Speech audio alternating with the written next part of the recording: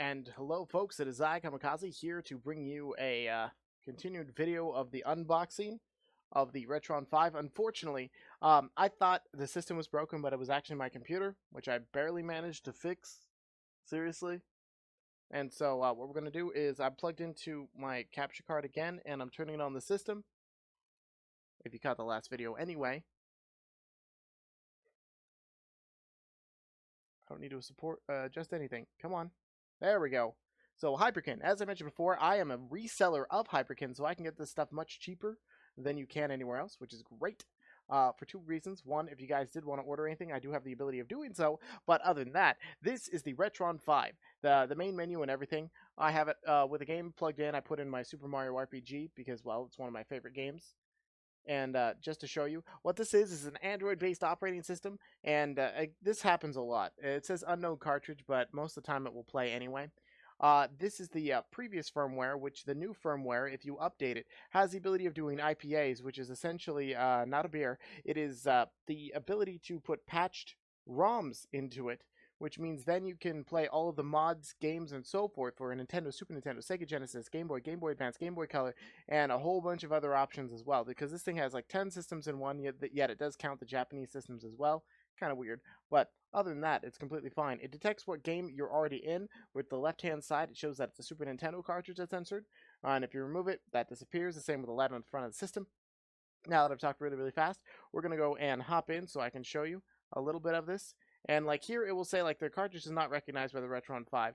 I could attempt to run it anyway, but just so I can show you that it's a dumb thing. You can remove cartridges and put them in on the fly as you see fit, which kind of is what it meant, except for I have it in a really awkward place to try and remove it. There we go. Oops. So no cartridge inserted, then you can switch games. And we insert a cartridge, and it does the whole loading thing again. Which there's a fast load and a slow load, which I haven't found a difference between the two. But other than that, essentially, it takes the data, loads it into a temporary memory, and this is what it does. It also saves the state of where the last point you were at, so that way it will continue exactly from where you started. So you don't have to find a save point in any game anymore because it automatically saves the point and you can continue on. Which would be useful if I had like a PlayStation or Nintendo 64 version of this, so that way I could play like more horror games on those old systems instead of just the Super Nintendo stuff. But other than that, since you guys, I never finished this game for you guys, but I'm not going to continue it now since this is just about the Retron 5. Since it is a Android-based system, it is an emulator. It's not a full hardware acceleration and all that kind of stuff. So it takes much more power to run than a normal Super Nintendo, which was, I believe, a whopping 33 megahertz for the system itself and a really low amount of RAM. Though the game does, though it does have a lot of features. Let me just show you that there's filters that you can add on to it. Like you can make it smooth looking. Wait, where's return to game? There we go. Whoop. If you really wanted to. I hated that. I always preferred the pixelated versions of this stuff. But it's got all of the stuff you would see in an emulator. You've got save slots where you can load states and play states, and you have several buttons on the controller itself, which I will show you the controller here. This is the Retron 5 Bluetooth controller. You can attach up to 4 of them to the system based on the game that you're going to play. The system comes with one. And, well, this makes it so I have 3 controllers. Really ridiculous story for that one. But other than that, I did have the system before, and it didn't work, and so they sent me another one, which is refurbished, but that's all okay. It's got a lovely Hyperkin logo on there saying, like, you can't steal our crap. And the system itself, which I showed in the last video, I will show again here. This is the system. Shows you what system has a cartridge plugged into it. It's got the Game Boy Advance slot there. It's got the controller ports on the side. It's a lovely little system that allows you to play all your old favorite games on HDMI, which is the huge plus of it. So that way you don't have to find an old television. Though I will still mention that Duck Hunt will not work on LCD or TVs like that because there was a whole thing of how they actually function that make it not work. And that's trash. I'll throw that over there. And yes, that's a cracked screen. We'll cover that up. And I don't know what I'm doing. Going to go right back to this. So, after showing you all of that, you can also do scan lines, which I never understood what the point of scan lines were. It gives you the ability inside of the menu, which we're going to head back to the menu here. And there's aspect ratios, which you can do normal, stretch, zoom as your options. As I said, this is the previous firmware, and there's better ones out there. and this is the same thing, the image filter. I do force 60 frames per second because that's just, the region I'm in, and it makes things move a lot smoother while in game instead of pixelated or matching the game. Screen size, it lets you pick your screen size, obviously. And then I do the full range output, that's for color. You got the sound enhancement, you've got the bass boost, treble boost, sound effects. That's those, which I find very annoying. You got the volume for such things. You've got your controllers where you can manage the controllers. That's the ones I showed you earlier. And then you've got the controller mapping for the 1 player, 2 player, 3, 4, and 5. And then you got button mapping, and hotkey configuration. The hotkey configuration allows you to system playing, Super Nintendo, controller used, Nintendo. But right now you can select all of those if you really wanted to. The in-game menus, there's fast forwards, the save slates, and the screenshots where you can save screenshots of your cool things that you've acquired inside of the game.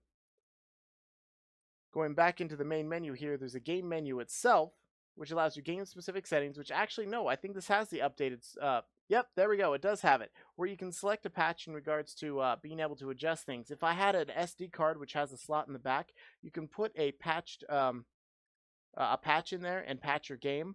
Or, which this is the weird thing, people found a way of putting full games into patches, allowing it so if you put any Super Nintendo cartridge in there, you can play any Super Nintendo game. That also goes with the Genesis, the NES, the Famicom, the Game Boy Advance, Game Boy Color, all of those.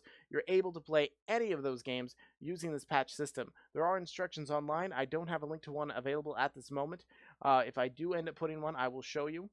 Other than that, let's go check out things. There's also cheat modes. There's copy your save files, which will take it from the cartridge, put it on the Retron, or you can take the Retron saves and put it onto the cart, which means you could put saves on your cart with things that you would never be able to do in the game itself, which is kind of cool, but it's not something I would even need to bother with.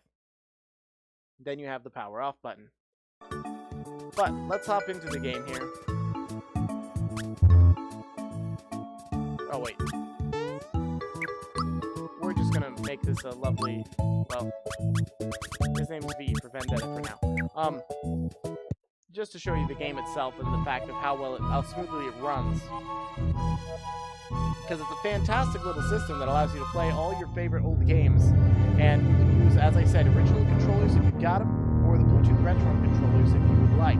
Which the Bluetooth Retron controllers I've had no lag issues with at all, which means the response time is great. Unfortunately, for you speedrunners out there, this is not a sanctioned item in order to do speedrunning, from what I am told, because it's an emulation. It's not an actual system. Which means frames can be different, speed can be different, and so forth. Which, some of the effects will end up being different as well, which I believe those lightning bolts were a little bit different.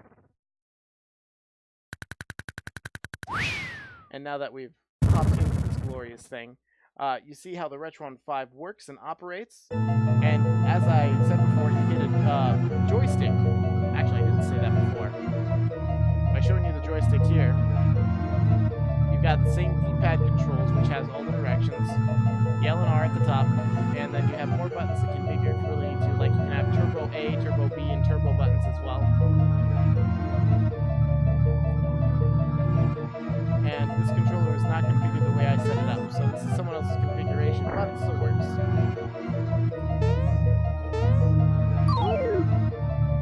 So it is a lovely system. I just wanted to show you guys how the Retron 5 ends up working. And then you can just pause it anytime, return to the main menu, it'll let you return back to where you were. Oh, I accidentally turned on that, didn't I? No scan lines. Bad scan lines. There we are. And so this is the Retron 5. This was the lovely thing that I ended up getting. I did an original unboxing video, but that was on my old phone, which was stolen. But that was like well over a year ago, which is why that video never made it onto the channel. Because it would have been one of the first videos on this channel 1,600 videos ago, if that was the case. And if you folks liked the aspect of this Retron 5, or would like me to play some old retro games, because I do have quite a few of them, which is why I got the system. That way I don't have to plug in multiple systems. I've got one system to rule them all. If you folks had fun, please remember to like, subscribe, comment, do all the fun things. Make me a happy camper. I'll catch you guys in the next video.